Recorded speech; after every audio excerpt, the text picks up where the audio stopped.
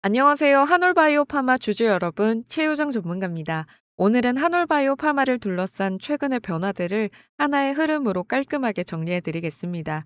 여러 뉴스가 따로따로 보이지만 이 내용들을 이어보면 기업 가치가 달라질 수 있는 중요한 신호들이 분명하게 드러나죠.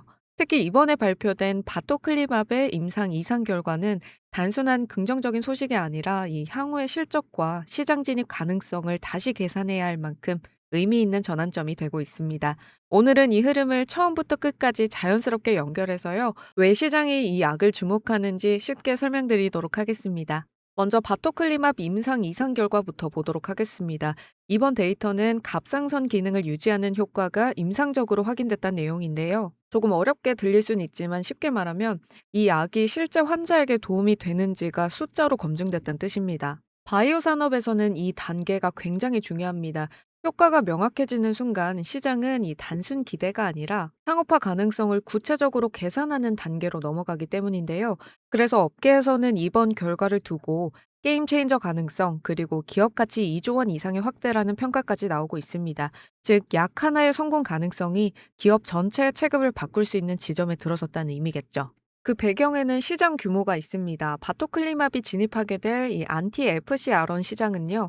약 80억 달러, 우리 돈으로 11조 원 규모입니다. 여기에 한올은 단순히 기술 수수료 방식을 선택한 게 아니라 약이 팔린 만큼 로열티를 받는 구조를 선택했습니다.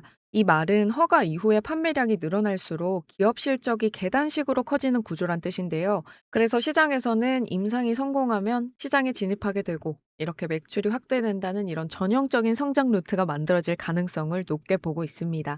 여기에 연동해서 중요한 시장이 또 하나 있습니다. 바로 TED 시장인데요. TED는 갑상선 이상으로 인해서 이 눈이 돌출되는 질환인데요. 치료 방식이 크게 두 가지입니다. 병원에서 맞는 정맥 주사, 그리고 집에서도 맞을 수 있는 이 피하 주사 방식인데요. 환자 입장에서는 당연히 이 피하 주사가 훨씬 편합니다. 병원을 방문할 필요가 없고요. 시간 부담도 적기 때문이죠. 그래서 글로벌 치료 흐름이 빠르게 이 정맥 주사에서 피하 주사 방식으로 넘어가고 있습니다. TED 환자 수는 약 8,000명에서 18,000명. 시장 규모는 우리 돈으로 최대 5조 원 규모로 추정됩니다. 이처럼 시장 성장 속도가 빠르기 때문에 바토클리맙의 이상 데이터는요, 이 시장에 실제로 진입할 수 있다라는 신호로 해석됩니다.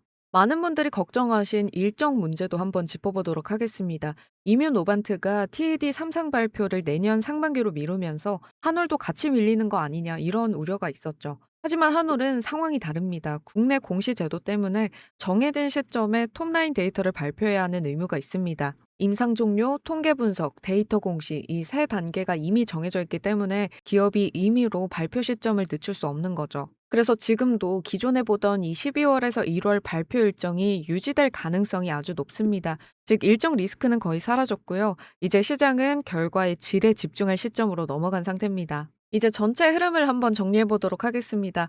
첫째, 바토클리맙의 이상 데이터는 약효가 명확하게 검증되며 직접적인 밸류 재평가 요인이 되고 있습니다. 둘째, 안티-FcRN 시장과 TED 시장 모두 규모가 크고 성장 속도가 빠르며 성공 시에 로열티 기반 실적이 크게 확대되는 구조입니다.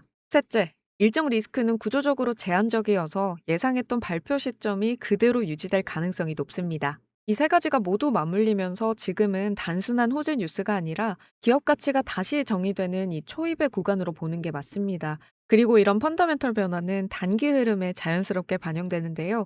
임상이 발표되기 전에 기대감이 다시 살아나는 구간이기 때문에 지금의 구조는 아래보다는 위쪽으로 힘이 실리는 방향성이 더 자연스럽습니다. 결국 한올바이오 파마에서 중요한 건 단기 등락이 아니라요.